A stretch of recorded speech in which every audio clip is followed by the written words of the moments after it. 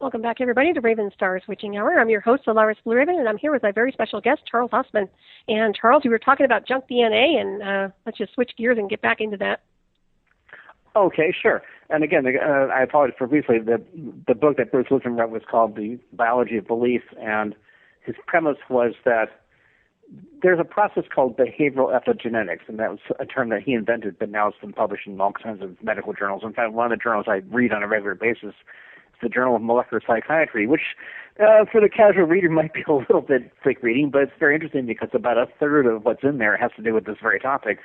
But anyway, just in a very general way, the concept is this, that part of the DNA, or the DNA is segmented into these various sections called homeoboxes, and it takes a bit of a while to explain all this, but there's different sets of homeoboxes, and within those homeoboxes there are these little subsections, and each subsection has a particular set of functions, and all the different physiological aspects of your being are dictated by these little sections within these sections, up to and including, of course, the neurochemistry and neurophysiology that shapes your behaviors, at least your potential behaviors, or proclivities for certain kinds of behaviors, let's put it that way. And there's always been this argument about nurture versus nature, and this goes on forever, of course. But in the earlier days of where psychology is more in the area of maybe philosophical arguments, that's becoming ever less so. It's becoming much more refined in the area of knowing exactly what different neurochemistries are activated in what conditions, and people can measure in a very precise way what chemistry is involved in different states of mind, different moods, different ways of being, when you fall in love, when you're angry, when you have all these different sort of psychodynamics going on. Yes, there's a whole series of chemistries that are involved. And yes, there are genetic markers which can indicate a proclivity for certain kinds of behavior patterns, especially if you are in a environment where your response to certain kind of stimuli is going to be pushed in one direction or another. You would tend to magnify perhaps some of these proclivities, and that's why you have such an interesting range of different kinds of personality types, et cetera, et cetera. Okay, fine. Mm-hmm. Well, this is becoming much more refined as a kind of a science, but as a parallel to this, another subset suggests that what if there's another layer of sensory interconnection that we're not really aware of in a broad sense or a generally accepted sense, but it's always been there. But it's still waiting to be activated in a more robust fashion. Maybe it's the next step in our evolutionary threshold if we get that far. And let me explain if I can. Mm-hmm.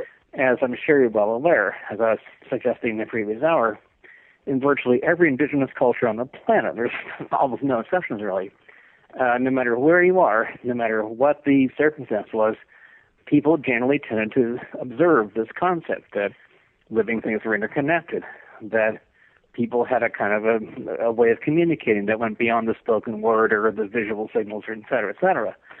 And quite often, not always, but certainly more often than not, there were certain individuals that demonstrated rather unique characteristics along these lines. Sometimes they were called shamans, or they were the chosen ones because they happened to have this special skill that nobody else had, or they could see things that other people couldn't see, or however you want to translate this. It's just a very common theme. Well, what if there's actually a real genetic marker for this? Question mark. Okay, fine. And that's why I brought up this idea of quantum entanglement in the previous hour, because now physicists are beginning to say, well, wait a minute, actually there is some evidence these things can actually happen in certain circumstances. Okay, well, let's walk a bit further down this trail. Let's, for instance, suggest that if people do have empathic interaction or some kind of, and I hate to use the word psychic because it sounds so nebulous and it conjures up visions of, people that do palm reading or something. I don't want it to sound that way. I want this to be very much seen in a very sort of practical, technical kind of way. Mm-hmm. Is there another layer of sensory information that actually does happen? There's many examples of this, by the way. There are hundreds, if not thousands of cases. People who are very tightly bonded emotionally, a sibling, mother and daughter, et cetera, et cetera. They could be halfway around the world, and something happens to one of the persons in question, and the other person knows it immediately, or they have a dream, or they wake up and say, oh my gosh, something happened to my mother, or whatever it is, and sure enough, they find out that, yes, something did actually happen. In more recent times, of course, there were quite a few experiments that were conducted, things like remote viewing and other kinds of telepathic information experiments that involved the CIA, the Department of the Army. Right near where I live here, a place called Stanford Research International was actually funded by the CIA and other agencies, which spent many millions of dollars to research this sort of thing and apply it in a military context. And the Soviet Union, of course, was even perhaps more aggressive than we were then. And I can assure you that China is now. That's a whole other topic perhaps for a different time. But the basic point is, a lot of people have begun to recognize that, at least in some individuals, there is this mysterious process that occurs. Okay, what is that mysterious process? Well, one of the prevailing theories suggests that if we can now use entangled photons over great distances to encrypt information, which we do, I can go into much detail about that if you wish, but the whole idea of photonic quantum crypto has become the new big thing. It's done around the world. There have been many, many experiments between aircraft, between spacecraft, from land to ground, from ground to air, from air to air. I mean, any different direction you can imagine. There have been multiple experiments where groups of entangled photons can be used to encrypt information, to transfer information back and forth. It happens in real time. There's no delay. Okay, it's a done deal. It's known physics. Fine. So is there a biological mechanism that operates in the same context? Well, it just so happens that there's a sort of a beginning, but more rapidly advancing, you might say, variety of people looking into this idea and trying to figure out ways to measure this. Well, what if some of this so-called quote-unquote junk DNA that's still yet to be defined, but like I said, it's an ever-shrinking number. It used to be like 90% of human DNA was junk. Now it's moved down to 20%, et cetera. Okay, fine. Well, what if, as an evolutionary threshold, we're not really supposed to have general, broad access to this until we're ready for it? In other words, what if instantaneously, overnight, just by a wave of a wand or something, everybody could see everybody else's real intent, their real thoughts? The entire business world would collapse instantaneously. The concept of marketing would vanish instantaneously. The economic models that we know based on marketing and perception, all that nonsense, that would all vanish instantly. However, at the same time, things like people going to war over religious causes or over nationalistic fervor, all that kind of annoying nonsense that's caused so much damage up until now, that would also disappear. If everybody could see everybody else's intent and feel and understand who they were and in sort of a real-time basis, it would change everything instantaneously.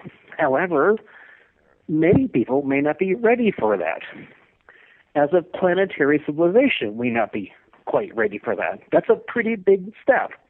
However, the beginning edge of that puzzle being put together is happening as we speak. And, as I said, there's a little bit of science to sort of support this concept, and we're beginning to probe into it. So there's a kind of a race going on between the accelerated pace of different arenas of science starting to look at, okay, what's going on here? Can we open this thing up and sort of look at it more carefully?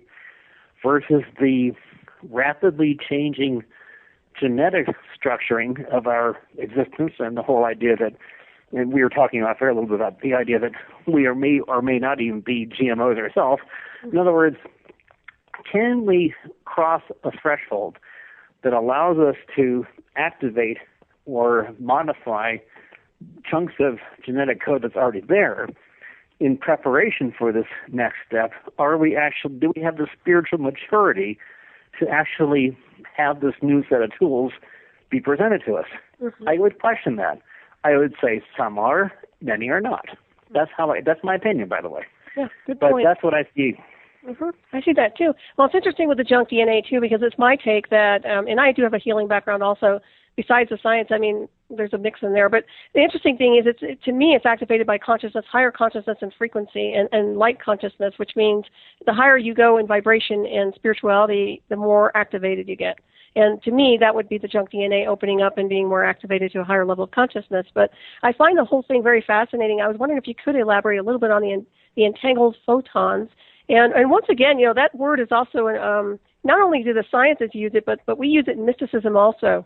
And it's huge for light body consciousness, and it really deals with multidimensional perspective, multidimensional consciousness, which opens up all the doors and the gateways beyond the linear world.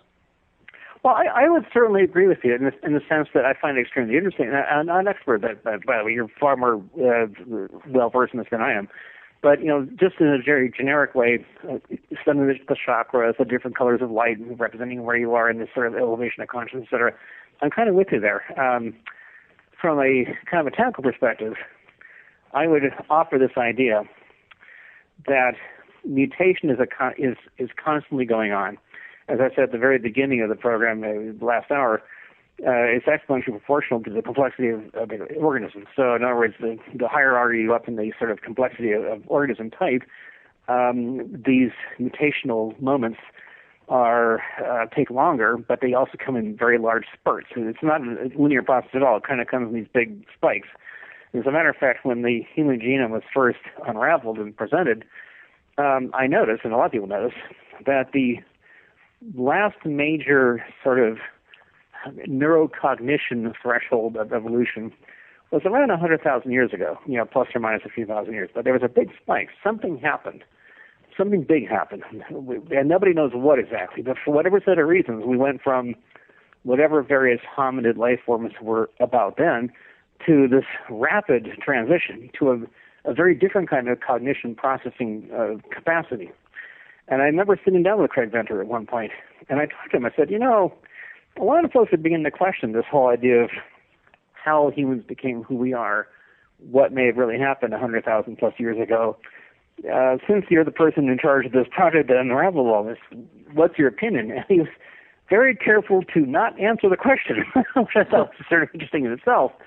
But I think a lot of people who are sort of on the inside of this realm of analysis are asking the same question. Okay, what did happen? What's going on here? Because we can unravel a lot of things about different epochs of time, different classifications of organisms, their sort of rise and fall, and the different moments when the vast majority of life forms are killed off, and then something else came along, epochs later, et cetera. But something happened with humanoids in particular that nobody can really put their finger on exactly, although there's a lot of theories.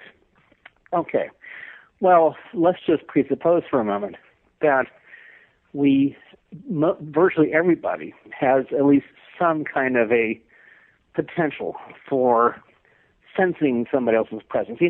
Like when you walk down the street and you look at somebody and they turn around, they can recognize you staring at them, that kind of thing. It's very obvious. I remember growing up in a farming area in Kent, Washington, and we had all kinds of animals, horses, cows, ducks, you name it, anything with feathers and paws and fur, we had it floating around. And I could come up within, say, 50 feet of a horse and look at it, and it would just turn around and know I was there. I mean, not because of sound or anything, but, it would just know. And it was very common. And in fact, a lot of, just not to get too sidetracked, but a lot of folks who've done research on earthquakes or seismic activity have, of course, made note of the fact that animals, for whatever set of reasons, seem to know something's happening before it happens. And time and again, there's incredibly enormous amounts of data about this. Including when I was in that area, and we had an enormous earthquake. Actually, it happened up in Alaska, but we felt it in the Puget Sound area. And about 3 days before the earthquake, sure enough, horses were jumping out of their corrals, and all the birds disappeared, and there were cows, escaping out of the pasture, etc. And time and again, there's just vast amounts of information to support this idea. So what were the animals keying on? Well, that's kind of a separate question. Well, let's sort of dangle there for a moment. I want to offer the idea that if people have this potential for sensing each other's presence, for having at least some minimalistic aspect of what you might call telepathic interaction, and then a very small subset of the population happens to have a genetically magnified proclivity for this, and over many decades and generations, maybe within certain families, they get recognized for this, so they get treated in a special way, and they perhaps train for it, and it becomes kind of a ritual of sorts. Okay, if one wants to just take the most basic view, that would be that there really is this genetic mechanism that allows it to happen. However, for most people, it's not that obvious. It's sort of there, but in a very background kind of way. Mm-hmm. What would happen if all of a sudden that were turned on, like a switch of sorts? Right. Okay, well, what would activate this? Some have suggested it might be an external event, an exposure to some kind of, I don't know what you call it, radiation, it's not the right word exactly, but some kind of a burst of energy that would suddenly activate this chunk of unused DNA. I'm not sure I agree with that exactly. Mm-hmm. One other answer might be that as we step into the realm of synthetic biology, applied genetics, recombinant proteomics applies to sort of a medical process, all these different pieces of this puzzle. And then along the way, we discover that, by the way, now stepping into the territory of behavioral epigenetics and being able to modify or recognize or in some way interact with the behavioral aspects or the sort of neurochemistry of behavior through genetic modification. Okay, we stumble into this maybe by accident even. We sort of turn this thing on. Would this be allowed in a common way? Probably not, but maybe a select few might. That's another possible answer. A third possible answer is that something happened 100,000 plus years ago that sort of laid the groundwork for this potential, waiting for its moment of inception. That is a kind of a design strategy of sorts that said, okay, here's these hominids, they're modified to have this potential. When the right conditions are met, this potential will become much more prominent. Now, what are those conditions? That's perhaps where an argument might come in or a debate. But I would kind of go along that third sort of version. That's just my opinion, but that's kind of how I see it. That's very interesting. Yeah, I could resonate with that also. That's no pun intended, of course. What's that?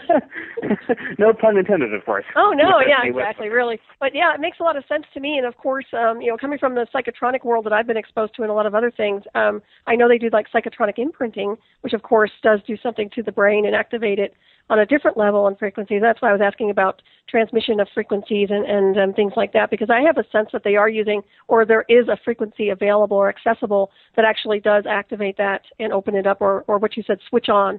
Will switch on. So whether it's man-made and modulated, or whether it's something that's more advanced. Well, one thing that might be sort of interesting, people have often noted, and it's kind of another little sort of transitory thought here, but there's many cultures that have used sound, certain kinds of drumming or certain kinds of chants or combination of sound and maybe visual patterns, this kind of thing, to invoke a kind of a state of mind. In some cases, they use various hallucinogenic compounds, this kind of thing, some combination of all the above. Mm-hmm. And then magically, if you want to call it that, they get elevated to this other way of seeing things, or they can perceive things that they normally wouldn't perceive. Okay, that's interesting. Mm-hmm. But then, more recent times, there is an emerging science called neuroaesthetics. And in fact, it just so happens that UC Berkeley is one of a handful of major universities around the world that actually has a PhD program in neuroaesthetics. In fact, there's even a neuroaesthetics conference that happens every other year. And they parallel this with the same conference that's held at Oxford at the UK. So every other year they switch back and forth between Oxford and UC Berkeley. But what the neuroaesthetics conference is, it's very fascinating because it's sort of a mixture of people that come from the neurosciences, the medical world. You also have people from the sort of genetics aspect of neurophysiology, but it's also mixed up with artists and physicists and people from the sort of psychology or psychiatry universe, all sort of merged together into one single event to kind of cross-correlate or cross-pollinate, if you will, how they can measure, observe, and understand what kind of aesthetic influences cause very significant or measurable changes in neurophysiology. But what's the neurological aspects of these different kinds of influences, and what can be instigated under certain condition sets? Mm-hmm. And as I'm sure you can imagine, everything from folks in the marketing world to people in the military world, right, but also, of course, many people in the sort of behavioral sciences all find something of interest in this general composite of all these different interests. So that science, the science of neuroaesthetics, has gone from a kind of a philosophical thought, maybe from 25 years ago, to a very, very refined sort of agenda of research. Mm-hmm. I just kind of throw it out there as a comment for the moment. Yeah, that's very, very interesting. I've heard about that before. I find it fascinating that they're into, it seems to me like they're accelerating more and more with this information and technology, especially when it comes down to the mind. Well, it's not just the mind itself, but now think of it like this, maybe a different way to look at this. Teilhard de Chardin wrote a very famous book called The Phenomenon of Man. You might be familiar with it, but he wrote this around the same time when Richard Feynman was talking about a lot of room at the bottom. But he had this idea about something called the noosphere, and he saw the world in a kind of these different layers, a physical layer, or sort of a chemical layer, if you will, and then this spiritual layer. And again, this person that wasn't trying to push a religious concept, he was just trying to suggest a philosophical model for how we might transcend the limitations of physical interaction into this other layer of sort of real-time, all-the-time communication throughout the world, with space and time being sort of merged together as a continuum. Mm-hmm. This was before the internet ever existed. This was before anything that we know of today. You know, your typical kid, you know, has an iPod in their hand or an iPad in their hand, and they're talking in real time all the time to everybody around the planet. It's considered normal. It's considered just part of daily life. Well, this is actually an evolutionary threshold that Teilhard de Chardin sort of predicted in a different kind of way. But he did see the potential for how much of a transition this would be if it became normal for our physical presence, our sort of containment vessel, like I said earlier, no longer being the thing that defines who we are, that there would be this moment where our physical being would be sort of less of an issue and be more about being connected to everything, regardless of space and time, the separation. That became the new norm. Well, we've kind of crossed into that now, even though it's done through machinery. It's done through, you know, gadgets and technology and networks and satellites and that kind of thing. Mm-hmm. But it's kind of like a training wheels for a bicycle. We're sort of being prepared for a much larger increment of evolution if we get that far. But I just find it kind of interesting that somebody of his background, he was actually a theologian initially, and then kind of became more of a philosopher looking at evolution as a kind of a philosophical concept, but with this idea in mind. And the fact that he could recognize this and portray a concept of this type before the information age, as it's called now, really became manifested at all, it's kind of interesting, because now we actually are at that moment where everything's connected in real time all the time.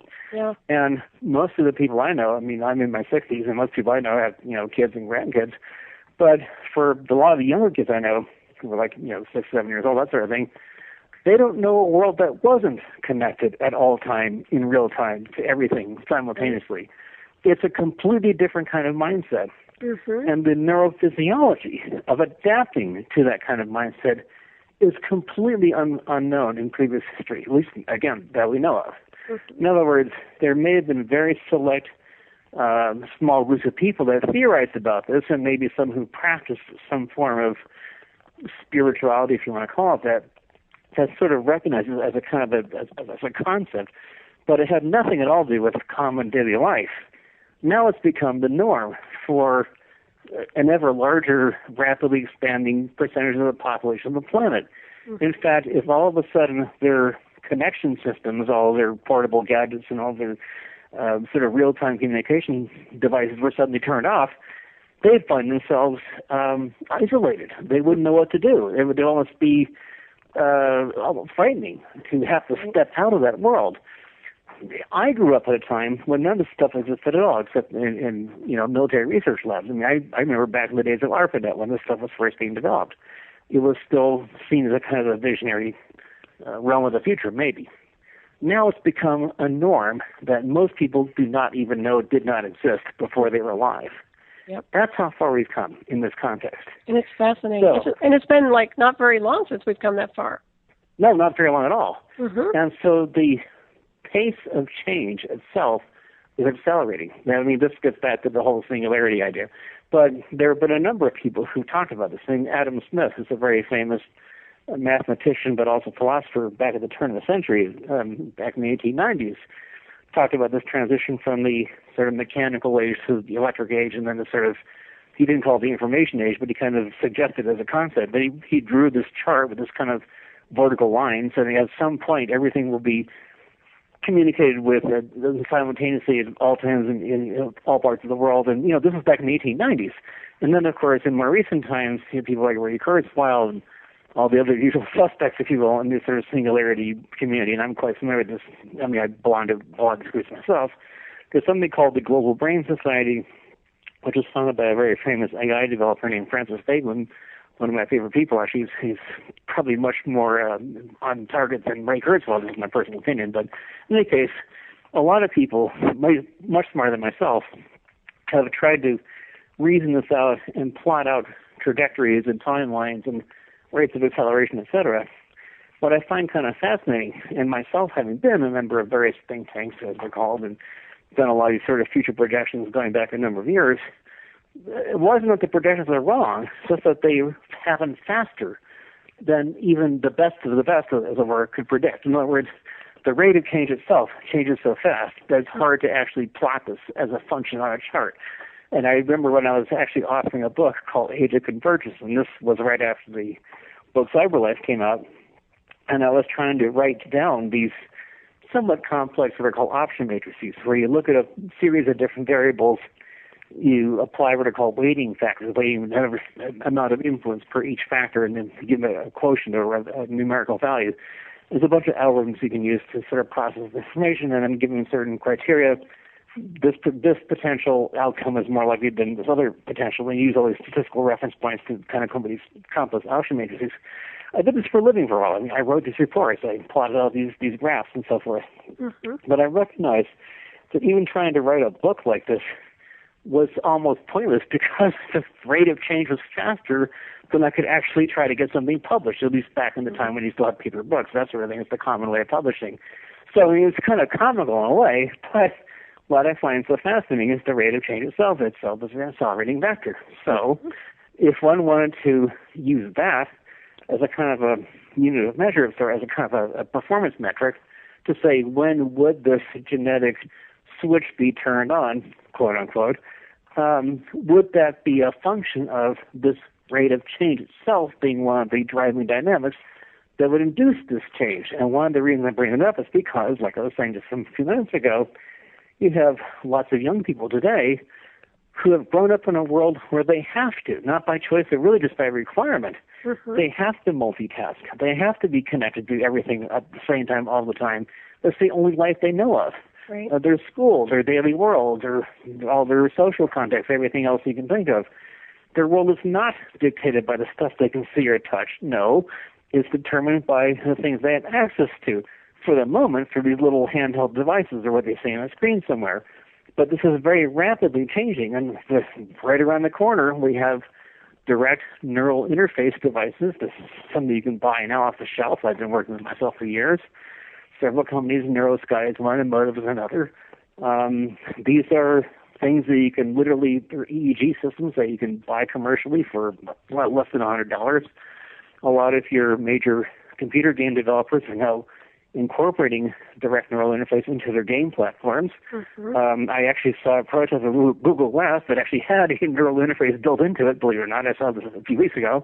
Mm-hmm. So it's not just stuff on the internet, quote unquote. It's stuff that you think and interact with mentally. That's the next thing. That's a year, maybe 2 years out. This will become as common as iPhones are now. Right. So this is. Oh, sorry, go ahead. No, I just had a quick question for you. When you talk about the direct neural interface devices, they actually have to put a device on in order to interface? In this, let me back up a couple of squares. Okay. I'm sorry if I'm jumping ahead too fast. Speaking of films, there was a kind of a famous movie that came out quite some time ago called Firefox, and it starred Clint Eastwood. And the context of the film was he was trying to steal a high-performance aircraft from the then Soviet Union. And in order to fly the plane, he snuck into the tarmac and got on the plane and took off. But in order to get the plane off the ground, he had to actually think the commands in Russian to get the plane to fly. That was like a little subplot within the larger context of the film. Well, actually, that wasn't fiction at all. In fact, I can tell you from direct knowledge that at Wright Patterson Air Force Base, we were doing the exact same thing. There was a reason for this, and the reason is quite simple, actually. The performance characteristics of these jet aircraft that can pull 5, 6, 7 Gs because of the kinds of maneuvers they do far exceed human capacity to withstand those kinds of G-forces and still remain conscious, let alone, function flying a craft and dealing with fire control and all the other things that happen when you're flying a military aircraft. Mm-hmm. So the theory was, if one could shorten the amount of time, the cognition envelope, as it's called, between recognizing a phenomena, an incoming missile or something popping up on your control screen or some other aspect of flying the craft, and then interacting with it, hitting a button or activating control, even buying, let's say, 300 milliseconds of time, that's good between life and death. That's success or failure. And so the cognition envelope actually elongates as a function of G-force. In other words, the more Gs you're pulling in a maneuver, the longer that time takes. And so you lose time. In other words, if you're pulling 3.5, 4 Gs, the amount of time it takes to actually recognize something, cognize the process, and then interact with it, becomes very long, multiple seconds, which means death for the pilot. Okay, fine. So the theory was, if you could have a direct neural interface between the pilot flying the craft and their perception of something happening, and then just think the command directly into the computer control system of the aircraft, great. You buy yourself another G, or at least a half a G worth of force as you're flying around the plane. Great. Perfectly logical, makes all the sense in the world. The question was, how well could they develop an effective EEG interface that could process that kind of. It's actually quite complex, really. It's more to do with software than anything else. But yes, you literally wear a series of probes or sensors on your head, or the various parts of your head, and you create a kind of a volumetric picture of the different brainwave patterns, and then out of that you distill the appropriate patterns that represent a particular thought type. Well, that was back in the mid to late 80s. Okay, fine. Well, things have gone way past that point.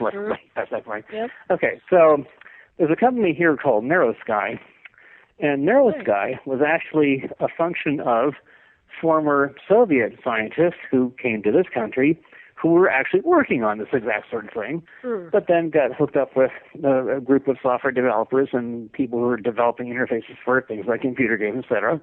And they launched this company, and it's quite successful now. And it's a kind of a side note to this. I remember I was visiting with some friends in Kona, Hawaii. This was, 4 or 5 years ago now, at a Costco store. A Costco, the big box store. So here we are, we're going in to get some food and some miscellaneous supplies because they're there for a couple of weeks. And in the toy department of Costco, I see nothing, among the things that are, just piled up, there was the Jedi Knight training device, which was a NeuroSky product, and that was essentially a headband that you put on with these sensors. And there was a little ball that would float up and down inside of a column with a fan blowing on the bottom. And the concept was, the more you concentrated on the moving the ball, the fan would speed up and actually move the ball up and down this air column. And he would actually hold this little lightsaber toy, and the sound was going, it sounded like the lightsaber gets activated. The whole idea, this was a toy, for $50. Okay, fine. When I was at the next conference, NEXT, and this was back in 2006, as I recall, there were a group of high school students as part of a demonstration, and they were moving a ball back and forth across a table, kind of like a pong game of sorts, but using their thoughts, no hands at all, just using thoughts. Now, in the year 2014, you can buy developer kits. I mean, literally, you get a box full of parts and a circuit board and a USB interface, and you put on the headset, which is quite attractive. It's quite shrunk down now. It's just a small little thing you put in your head, like a headband sort of thing. And literally, your thoughts go directly to the interface of whatever you're trying to control. This is a commercial item. There's even Arduino boards now made for this kind of thing. Right. I cannot emphasize how quickly this has gone from what had been a military interest mainly for helping pilots maneuver their aircraft under duress to a consumer item for computer game developers, and now, which will of course be the next thing for the household internet gadget appliance. That's exactly where this is going.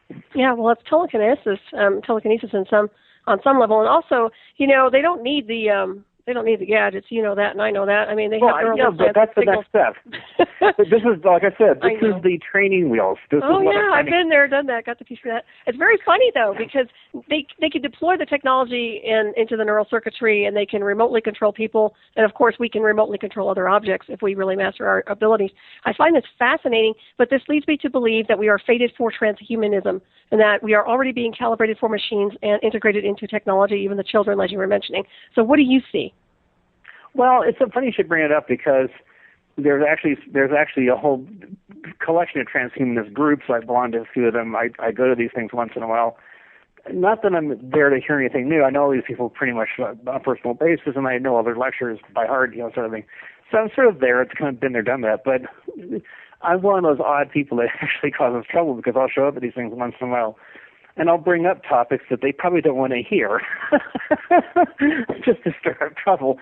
But, I mean, sure, you have the evangelists who really look upon the whole sort of cyborg human-machine interface becoming one as the inevitable step of evolution, blah, blah. Okay, fine. I got to let we can go on for, hours on end about that. How boring. A different way of looking at it, though, is A, should we do this? And B, will it actually happen in a distributed fashion? Probably not.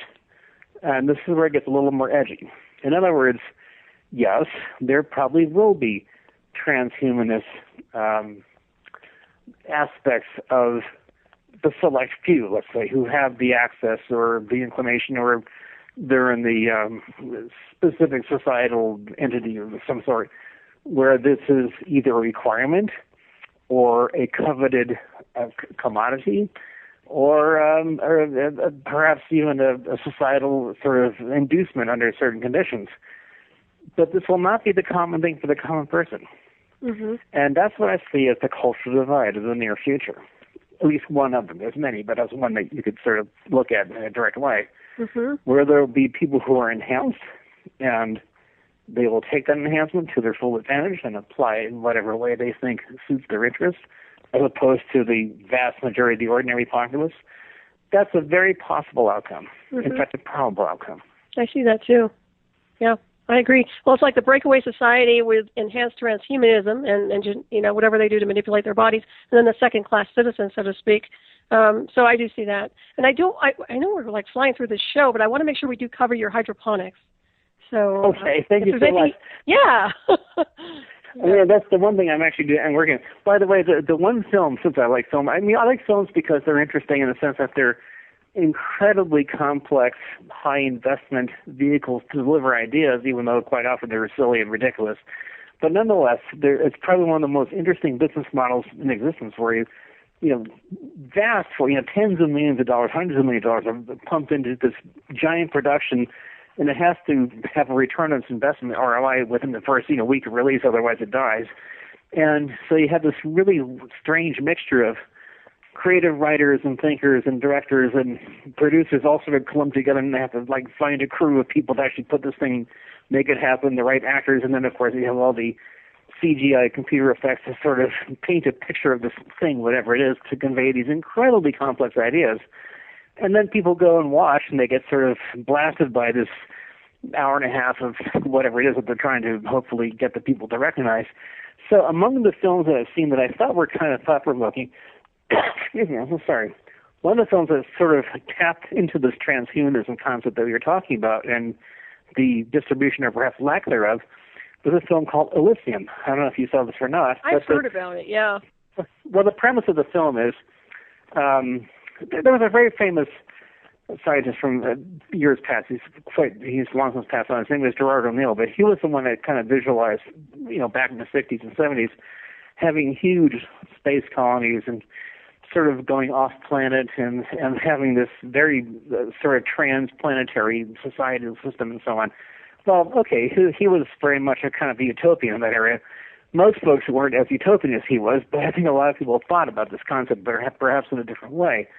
So in the film Elysium, what happens is you have this space colony where you really do have the transhumanists, people that don't suffer disease, they live for a very long time, they're beautiful, they're physically very gifted, and they're mentally enhanced, all the sort of nanomedical enhancements you can possibly imagine and beyond. But then down on Earth, you've got the leftovers. You've got the vast billions who are living a kind of a Mad Max-like existence, and it's quite horrible and evil, and all these terrible things happen. And I won't bury the whole plot line, but the general idea is eventually a group of them get together and they invade Elysium and sort of free the, I don't know, they bring the medical science back down to Earth and try to help all the sick and, sort of lesser people, as it were. Mm-hmm. Now, the film itself may have been kind of silly, but the concept was interesting because it really did bring to light this idea of a non-evenly distributed kind of transhumanist realm, where the select few got to live in their special utopian little space platform versus the rest of the planet, which is left to fend for themselves. That may or may not happen, but it certainly was a glimpse of this concept being presented to a general, Hollywoodish kind of audience. It's just kind of interesting. Anyway, on to hydroponics. Yes, I thank you for bringing it up. And we should be grounded now, or perhaps aquifer, as it were, because hydroponics really is a very viable way to create not just a lot of biomass very efficiently, but the quality of biomass you create is in a very precise fashion exactly what you want. And let me explain what I mean by that. And as you probably know, and I'm sure your audience is probably aware of this, when you go to your grocery store, your major supermarket, whatever, most of the stuff you see on the shelves, the fruits, the vegetables, etc., excuse me again, so sorry, may or may not be what you hope it is. In other words, its vitamin content may not be very much, and it's very likely to have some form of GMO going on there, and you just don't know what you're getting. And it's kind of becoming ever less, the concept of nutrition in your food coming from your typical grocery store is becoming ever more of a diffuse kind of reality. Plus, the actual process of large mechanized farms, large monocrop farming systems, is actually surprisingly harmful, but for a variety of different reasons, which may or may not be obvious to the average person, but some of the artifacts, not just the use of pesticides and that sort of thing, but one of the more interesting impacts is because the soil has essentially been converted into a non-soil in the wild or in a forest or in a natural ecosystem is a living system. It's full of all kinds of organisms. It's like an organism itself, and it requires a kind of a constant interaction with the plants and, in fact, the animals and all the different microbes and insects and everything else that comes together to make the soil what it is. Mm-hmm. Well, when you clear-cut an area, eradicate the natural ecosystem and simply plant it with soybeans or whatever else you're trying to grow, well, of course, all that dies off immediately. And what you end up with is this kind of inert substance, this leftover of what had no living soil system, which you then have to inoculate with ever higher dosages of usually petrochemical-based fertilizer enhancements. Then you have this extremely high concentration of these plants that can only absorb so much of the fertilizer you pump into it. The leftovers of that fertilizer gets washed off out into the oceans. That causes algae blooms, and those algae blooms suck all the oxygen. Literally, you consume all the oxygen out of the ocean water and create dead zones. Mm. These dead zones are enormous. They're the size of states. I mean, literally hundreds, in fact, in some cases, thousands of square miles of continental shelf area that used to be fantastically rich ocean ecosystems are now deserts in water. And these are quite noticeable off the coast of the United States, off the coast of Brazil, almost everywhere where there's been decades of these enormous monocrop industrialized farms. It's not just the stuff that happens above the ground or the quality or the lack of quality of the crops being grown, it's the effects in the oceans. It's an astonishingly destructive process, actually. And many people are beginning to become aware of this.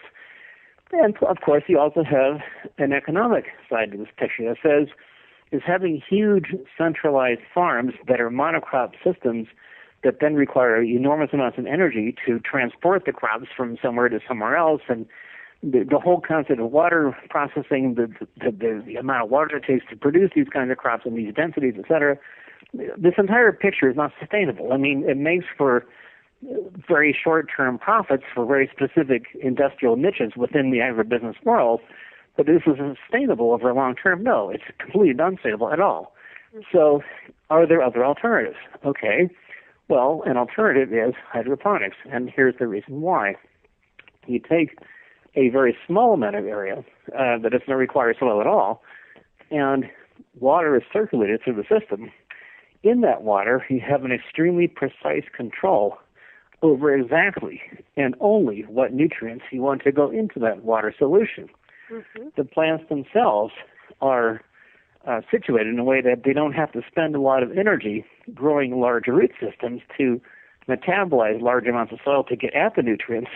In fact, in many cases, in our research greenhouse here, and of course many other research grants that do this kind of work, excuse me, you can grow everything from banana trees to every kind of vine, fruit, leafy vegetable. In fact, there's almost nothing that we haven't grown so far. It's amazing because people bring us ever more unusual things. Say, can you grow this? And we try it, and of course it works.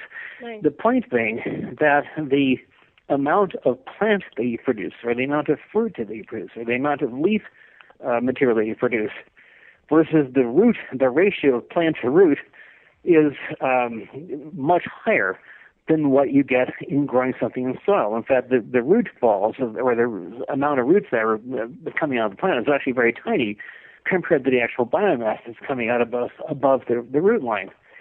Furthermore, what goes into the plant is dictated directly and only by what you put into the nutrient solution. So if your goal is to enhance the quality of the vitamin content or the flavor content, or in some cases the medicinal compounds you were hoping to extract from a particular kind of plant, that sort of thing, you have a direct handle on that. And the water is constantly recirculating. You're not flooding a huge field with a bunch of water that then gets run off, and the vast majority of chemistries end up going off into the oceans and the rivers. No, you use a very precise amount of nutrients that can recycle contiguously through the system, and there's almost no loss of water at all. And furthermore, you can do this almost anywhere, whether it's on a rooftop or in a building.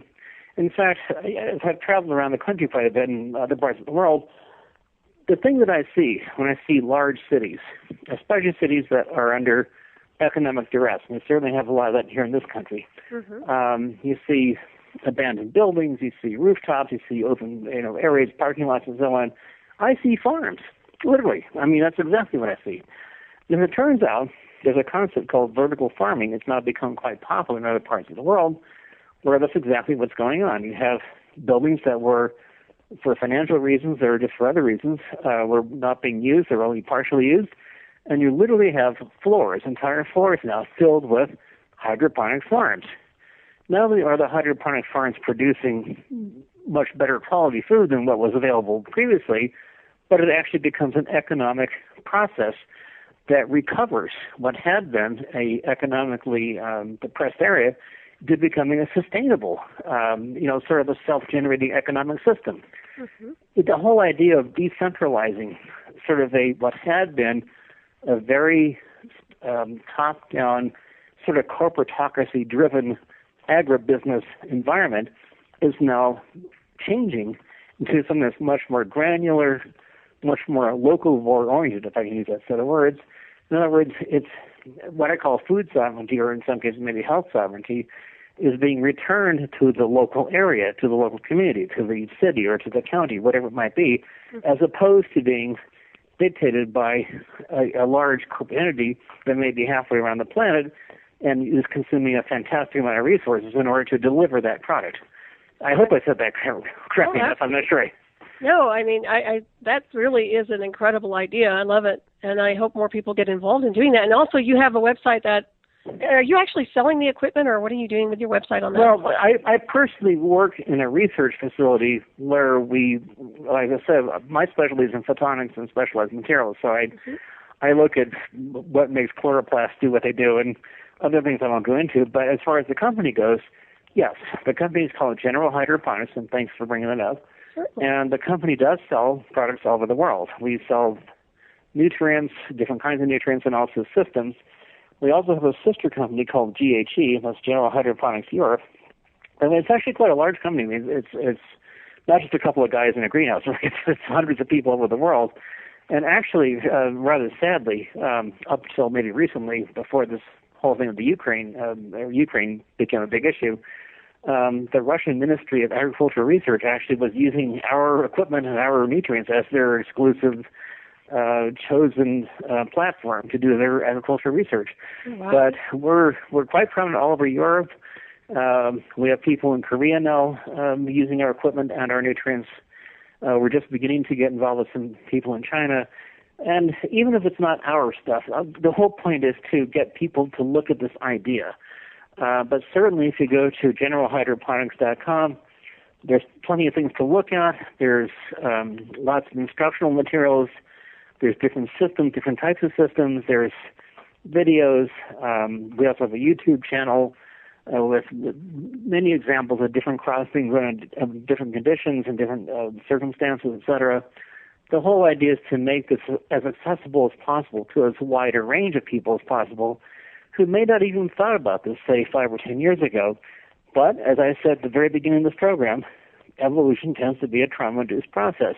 Mm-hmm. And since we're now looking at a world where we're pushing 7.5, almost 8 billion people, we're seeing horrific situations with climate change, with extreme high-density population centers where you have cities with 10, 15, 20 million people packed together in fantastic concentrations that we've never seen before in history.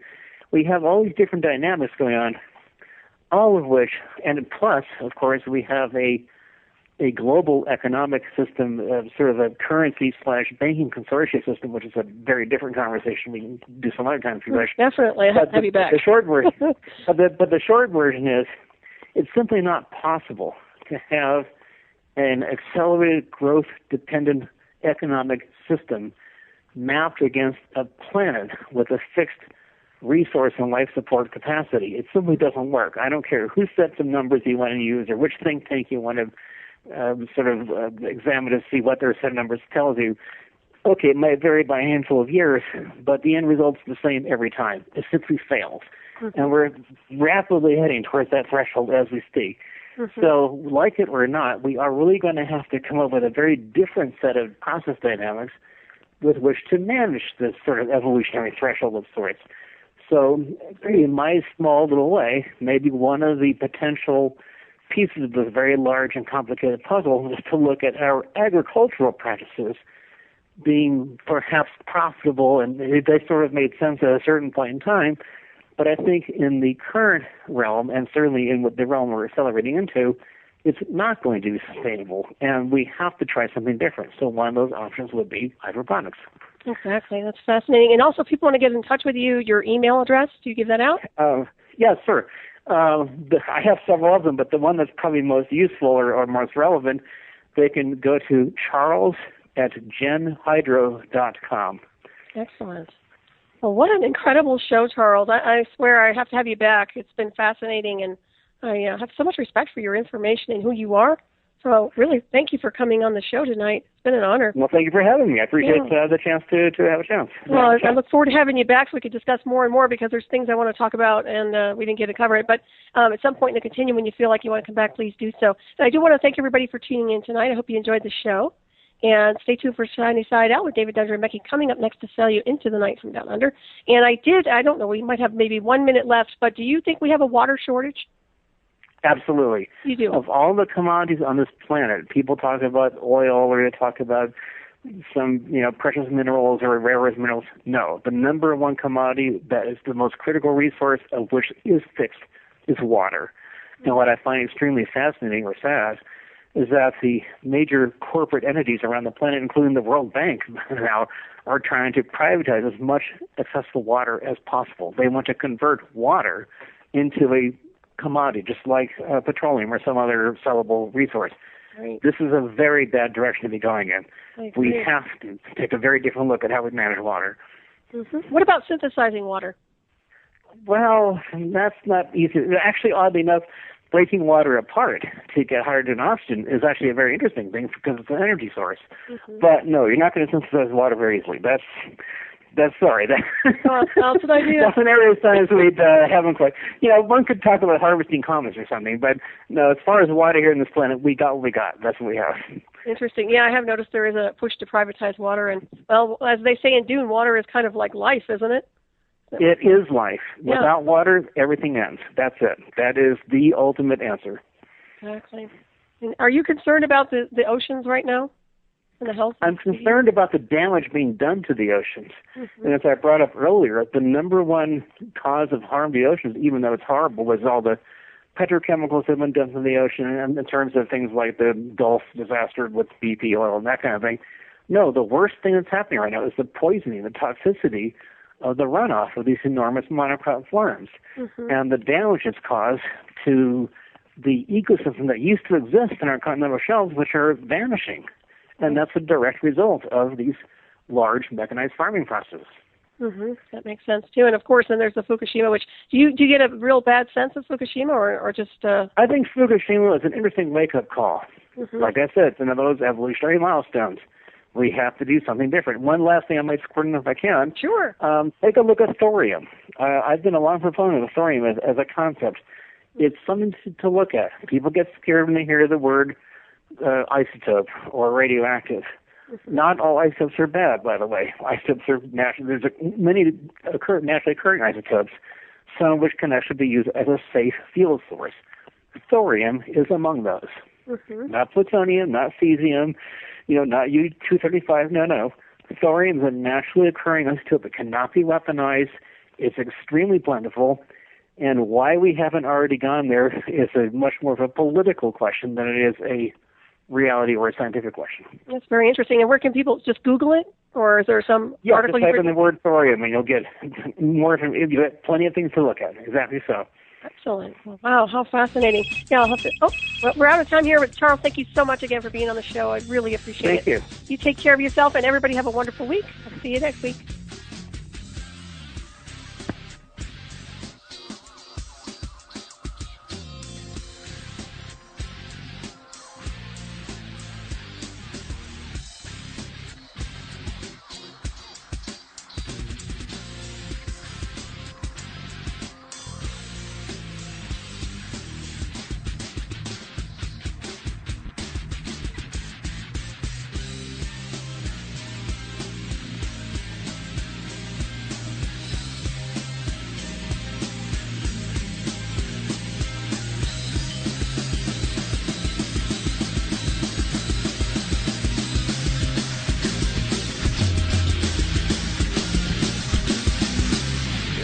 Listening to Revolution Radio.